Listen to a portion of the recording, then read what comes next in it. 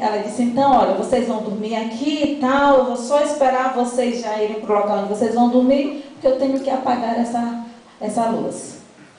E nós fomos. Sentei lá no local onde eu ia deitar, minha amiga do outro lado, e ela disse, vocês estão confortáveis? Era 7 horas da noite. Estamos, fazer o quê, né? E daí foi que eu percebi que não havia energia, que não havia luz elétrica na cidade. Até então eu não tinha me dado conta, porque era uma coisa tão comum, né? Então você não chega numa cidade procurando um poste de luz, né? Você vai entrando, você acha que em todo lugar tem. E eu pensei, o que eu vou fazer? 7 horas da noite, deitada. O que eu vou fazer? Até amanhecer o dia. E era um local estranho. Então eu não sabia onde ficava a cozinha, não sabia onde ficava a sala, não sabia onde ficava o banheiro, eu não tinha noção de direção ali dentro daquela casa. E eu não sabia se eu sorria ou se eu chorava. E eu falei para minha amiga, Marlene, ela dizia, olha, eu estou ouvindo a sua voz, mas não sei em que direção você está. E eu fiquei pensando quando li esse texto sobre essa experiência, como é difícil para a gente conviver sem luz. Como é difícil para a gente. E aquela foi uma das noites mais longas da minha vida. Eu falei, Marlene, nós vamos orar, vamos orar até. Porque eu sou acostumada a dormir meia-noite, 1 da manhã. Então, 7 horas, para mim, era muita prova. Talvez para você seja fácil.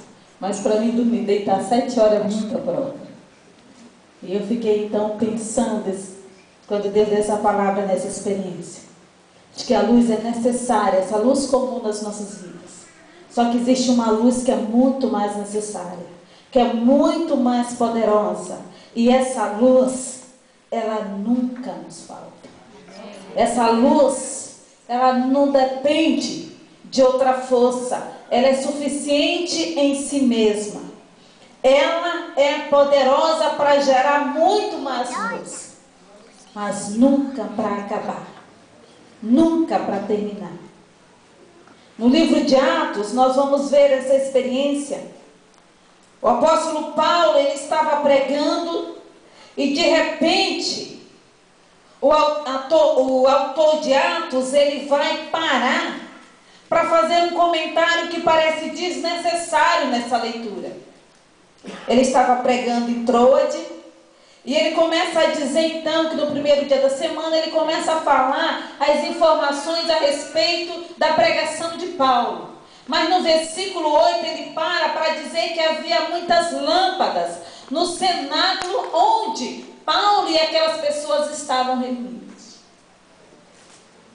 Por que será que alguém resista a essa situação? É como se você contasse a história da tenda e você dissesse, lá tinha algumas lâmpadas.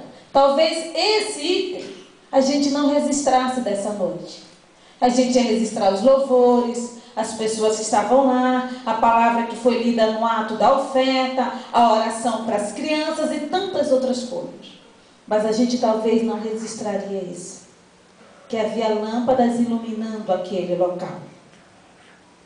Mas, para aquelas lâmpadas estarem acesas naquele local, era necessário algo tremendo, algo importante.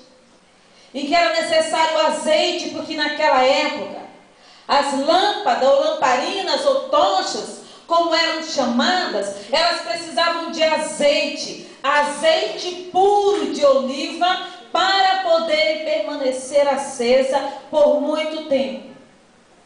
E sempre que alguma lâmpada estava diminuindo o seu fogo, uma pessoa era responsável por colocar mais azeite, mais